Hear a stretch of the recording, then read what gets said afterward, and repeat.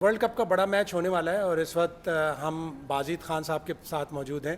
पाकिस्तान की cricket commentary की आवाज़ बन रहे हैं और बहुत ही माशाल्लाह अच्छी कमेंट्री यहाँ वर्ल्ड कप में आए हैं। क्रिकेट की इंसाइट के लिए बाजिद भाई से बात करते हैं। बाजिद भाई, अभी 2 मैच पाकिस्तान ने जीते हैं, कितना कॉन्फिडेंस आपको नज़र आ रहा है टीम में? देखिए, पहला मैच तो थोड़ा सा शेकी ज़रूर था। उसके बाद दूसरे मैच में आपको जब स्पिनर्स अंदर लाए हैं तो बॉलिंग यूनिट तो बहुत ही आपका मजबूत नज़र आया है। बैटिंग का जो मसला था, जो हम ऑलराउंडर खिलाते हैं, तो मिडल ऑर्डर का जो मसला था वो शादाब ने बड़ी अच्छी बैटिंग की है। साइम फॉर्म में रन्स नहीं कर रहे लेकिन उनके बल्ले पे भी बॉल लग रहे। बाबर का रन्स करना बहुत इंपॉर्टेंट था। फ़हीम अशरफ ने भी रन्स किए, तो थोड़ा सा वो सेटल डाउन ज़रूर हुआ है। एक जो इशू रहता है जो हम सब डिस्कस करते रहते हैं कि जब आप दो स्पेशलिस्ट स्पिनर खिलाते हैं तो फिर आपकी फास्ट बॉलिंग थोड़ी सी वीक हो जाती है। आप सिर्फ एक फास्ट बॉलर और एक ऑलराउंडर के साथ जाते हैं तो वो देखना पड़ेगा। अगर तो कंडीशंस ऐसी ही हुई जहाँ पे स्पिनर्स ही यूज़ करते हैं फिर पाकिस्तान को फ़ायदा है। फ़ायदा वैसे श्रीलंका में पाकिस्तान को है। इंडिया में पिचेस थोड़ी डिफरेंट होती हैं, वहाँ पे आपको फास्ट बॉलर की बहुत ज़रूरत पड़ती है। शायद इधर ज़रा फ़ायदा है। तो लेकिन जो एक बहुत ही खुशाइन बात है, शायद भाई आपने भी बहुत कवरेज की है, बहुत मैचेस देखे हैं, हमने भी देखे हैं रिसेंट टाइम्स में, लेकिन ऐसी फील्डिंग, ऐसी कॉन्फिडेंस फील्डिंग में आपको कम ही नज़र आया। जब भी हवा में बॉल जा रही है तो लग रहा है कि कैच होगा ही, जब बाउंड्री पे बॉल जा रहा है तो लग रहा है कि बॉल रुकेगी ही। ये पाकिस्तान क्रिकेट से आप एसोसिएट बहुत कम करते हो। इस दफ़ा दोनों मैचेस में अगर आप देखें, मासवा मेरे ख्याल एक कैच उठा है, उसके अलावा कोई मिस्टेक नहीं हो रही फील्ड में, तो ये थोड़ा एडेड एडवांटेज है। तो जो प्रेपरेशन है, जितने आप मैचेस खेले हैं वो सारा कुछ बहुत ज़बरदस्त है, लेकिन अब मैच के दिन आप 11 क्या खिलाते हो वो बहुत इंपॉर्टेंट होगा। और कंडीशंस को रीड करना, मैच दूसरे ग्राउंड पे है तो वहाँ पे आया कि आप अफोर्ड कर सकते हैं कि सिर्फ एक फास्ट बॉलर से जाएं, बस एक ये क्वेश्चन मार्क है। बाकी उसके अलावा तो मेरे ख्याल इससे अच्छी प्रिपरेशन, इतने ज़्यादा मैचेस, इतनी दफ़ा टीम इकट्ठी खेली है, हो नहीं सकती। अच्छा, इस मैच का इतना बड़ा मैच है, पूरी दुनिया को इंतज़ार होता है, बिल्डअप बड़ा ख़राब हुआ, उधर से पॉलिटिक्स, हमारी तरफ से पॉलिटिक्स, बॉयकॉट, सारा सब कुछ, तो वो कितना डिसअपॉइंटिंग है? देखिए, ये तो ऐसे लग रहा था कि ये होना ही था, कि इस स्टेज पे इस सिचुएशन में आना ही था, क्योंकि काफ़ी देर से ये चल रहा है। पिछले एशिया कप में आप देखें हर दफ़ा ऐसे ही हो रहा है। इसका कोई मुस्तकिल हल ढूंढना चाहिए, होना चाहिए, क्योंकि इतना बड़ा इवेंट है, ना सिर्फ क्रिकेट का, मतलब स्पोर्ट्स की दुनिया में सबसे बड़ा इवेंट है। और सारी दुनिया ने मार्क डाउन किया होता है कि यार ये इस दिन मैच है, पाकिस्तान इंडिया का मैच है, सब प्रिपरेशन उस तरफ होती है, सारी वो बिल्डअप उस तरफ होती है, लेकिन हर दफ़ा ऐसे ही हो रहा है। तो इसका कोई मुस्तकिल एक हल निकालना चाहिए। जो भी वो हल हो, जैसा भी हल हो, एक हल निकालना चाहिए कि नहीं जी ऐसे होगा, ऐसे खेला जाएगा, ताकि आपको पता हो कि ना मैच हो रहा है और ऐसे होगा। ये नहीं है कि उससे पहले जी अब ये मसला हो गया है, तो उधर से ये बयान आ रहा है, इधर से यहाँ भी बयान आ रहा है, बॉयकॉट तक आपको मतलब ले के गए हैं, बॉयकॉट हुआ है। तो वो चीज़ें ज़ाहिर है आपको जेब, मतलब क्रिकेट की दुनिया को जेब नहीं देती, स्पोर्ट्स की दुनिया की जेब नहीं देती। मेरा मतलब ख्वाहिश यही है कि एक इसका मुस्तकिल हल निकाला जाए।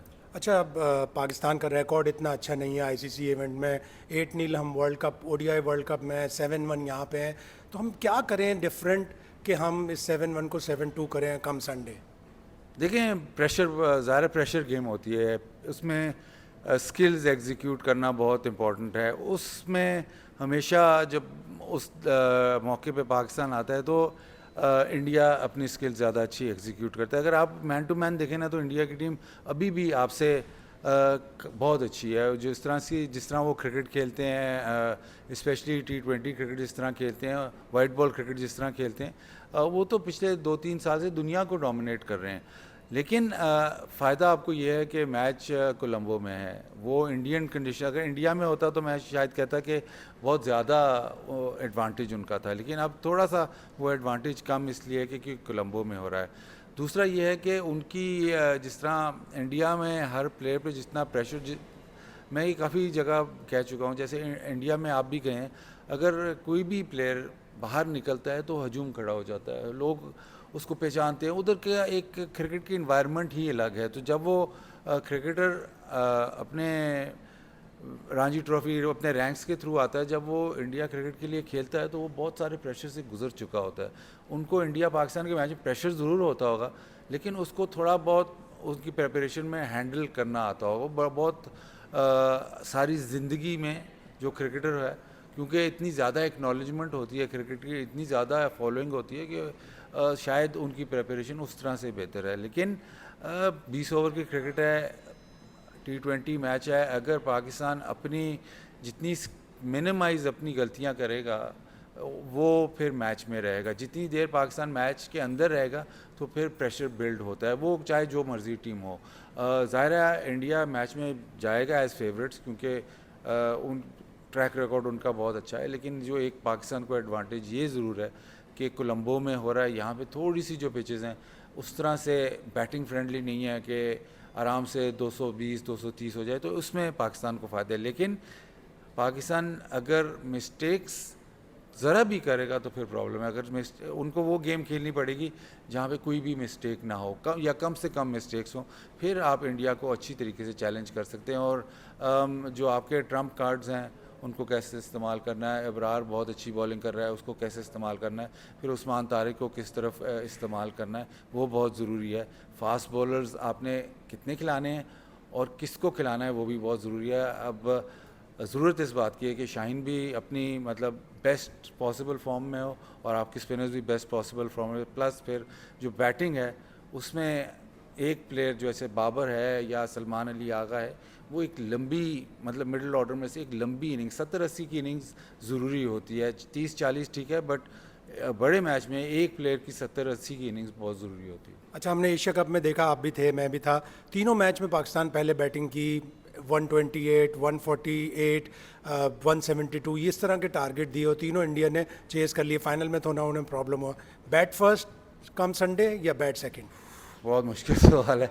प्रेमदासा में पिच बड़ा अच्छा होता है। अब वो है शाम का मैच, अब देखना ड्यू का कोई, मैंने तो बहुत लोगों से पूछा ड्यू होती कैसे है, लेकिन कुछ समझ नहीं आती किस दिन आनी है या नहीं आनी, ड्यू का फैक्टर होगा। लेकिन आई थिंक कि क्योंकि आपके पास स्पिनर्स हैं और आप समझते हो कि थोड़ा दूसरी टाइम बैटिंग बॉल बल्ले पे इतना अच्छा नहीं आएगा, तो आई थिंक पाकिस्तान के लिए बैटिंग फर्स्ट, और उसमें थोड़ा प्रेशर भी ऑफ होता है।